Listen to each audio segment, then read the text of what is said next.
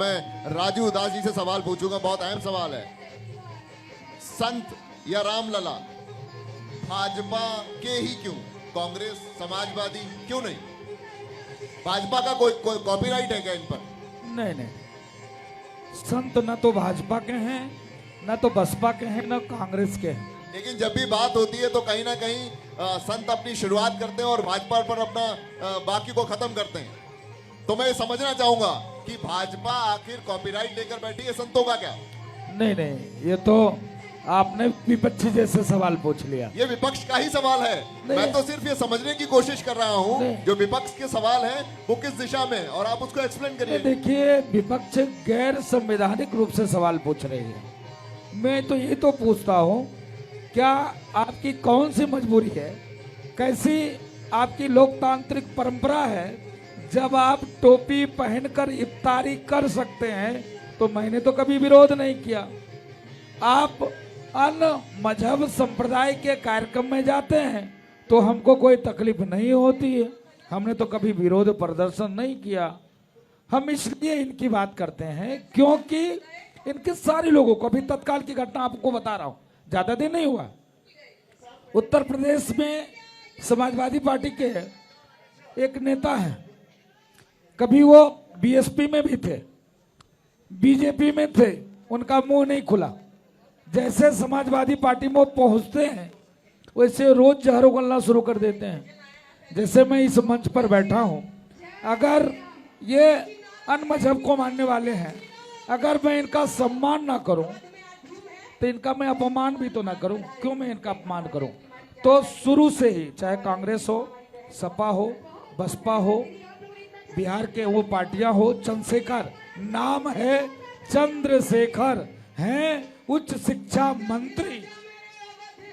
कहते क्या है? मनुस्मृति को फाड़ना चाहिए, जलाना चाहिए, रामचरितमानस को बैन कर देना चाहिए। तो भाई तकलीफ तो होगी ही। जो भगवान राम का वो आदर्श चरित्र रामचरितमानस में, रामचरितमानस, और उसको जलाना चाहिए। अब इधर आ जाइए आप स्टालिन जैसे लोगों के पास। स्टालिन जैसे लोग ये कहते हो सनातन उन्मूलन कार्यक्रम चलाते हो, कोरोना है, डेंगू है, मलेरिया है, टाइफाइड है। आप और आगे बढ़ जाइए, कांग्रेस के राष्ट्रीय अध्यक्ष यही कहता हो कि मोदी मजबूत होगा तो सनातन मजबूत हो जाएगा।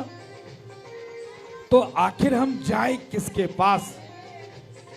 यही जब हमारा साथ देते, समर्थन करते, सहयोग करते, तो हम इनकी बात करते हैं तो विपक्षियों को दर्द होने लग जाता है, आपको भी तकलीफ होती है। आप बताते हो राजू दास जी बीजेपी का ही पक्ष लेते हो। मेरा तो काम है जो सवाल जनता के होते हैं, विपक्ष से निकल के आते हैं, वो आपके पास तक लेकर आते हैं। मैं पूछना चाहूँ, पुनः जरा सा करेक्शन करना चाहूंगा, किसी भी जनता का ही सवाल नहीं है। कहीं न कहीं से कामी, कुकर्मी, आतंकवादियों को, विचार को मानने वाले, देश के तोड़ने वाले के विचार से प्रेरित होते हैं, वही ऐसे भाव का प्रयोग करते हैं। थोड़ा सा वक्त और लूंगा। मैंने अभी देखा माननीय सोनिया गांधी जी वो उस संगठन के पास जाती हैं जो संगठन भारत द्रोह काम करता है। अब बताओ, उनके मंच पे आप जाते हो, कोई दिक्कत नहीं है, अयोध्या में न्योता मिलता है तो आप मना कर देती हो, ये बीजेपी का कार्यक्रम है, ये आरएसएस का कार्यक्रम है, ये विश्व हिंदू परिषद का कार्यक्रम। गजब बात करते हो। इसके नाते अगर हम सवाल पूछते हैं आपसे, आपके बेटा बोलता है मंदिर नौजवान जाता लड़की छेड़ने के लिए, गजब बात करते हो। ये कौन कहा? हमने तो कहा नहीं ना, कांग्रेस के नेताओं ने कहा। दिग्विजय सिंह ने क्या कहा? ये साधु सब आतंकवादी है। गजब बात करते हो भाई, ये भगवा आतंकवादी, गजब बात करते हो भाई। एक तरफ तो आप महात्मा गांधी ने कहा हे राम, रामराज की परिकल्पना महात्मा गांधी ने किया। पार्टियों में भी तो संत है ना, उन्हें तो बुरा नहीं लगा। उनके पार्टी में कौन संत है बता दीजिए? कृष्ण जी की बात कर लो आप, आचार्य प्रमोद कृष्णन ने अभी तत्काल में जवाब दिया। आचार्य प्रमोद कृष्णन अभी हनुमानगढ़ी दर्शन करने गए थे, अभी मिले थे, उन्होंने तत्काल जवाब दिया। उन्होंने कहा मेरे विपक्षी भाइयों, आप मोदी के चंगुल में फंस गए, मोदी ने आपको नंगा कर दिया। इसलिए मोदी ने नंगा कर दिया क्योंकि आपको निमंत्रण भगवान राम ने दिया था आपने मोदी का नाम लेकर तिरस्कार कर दिया। आपको जाना चाहिए। और देखिए वो आए दर्शन करने के लिए। विषय ये है, भगवान राम किसी पार्टी के नहीं, किसी दल के नहीं, किसी संप्रदाय के नहीं, भगवान राम सबके हैं। लेकिन आप अपना तो मानो भैया। आपने तो कॉपीराइट बीजेपी को दे दिया, तो बीजेपी तो लेगी ही इससे, और कौन लेगा?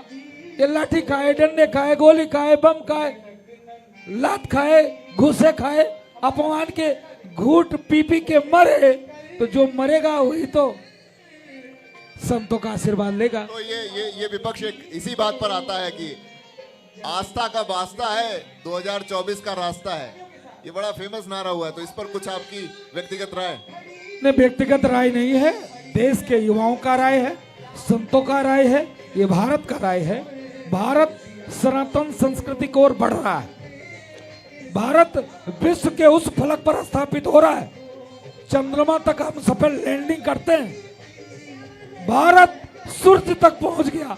अभी तत्काल में सूर्ययान का सफल लैंडिंग हुआ है। भारत उस मैदान पे जा रहा है जहां विश्व में जो आतंकवाद व्याप्त है वो मोदी की तरफ देख रहा है, भारत की तरफ देख रहा है।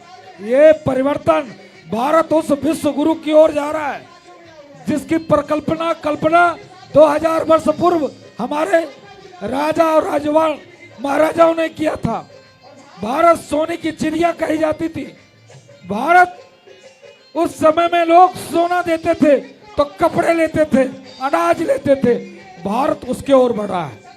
इसके नाते मैं निवेदन करूंगा, इस ओर भारत को ले कौन जा रहा है उसका साथ हम देंगे और आप लोग भी दोगे।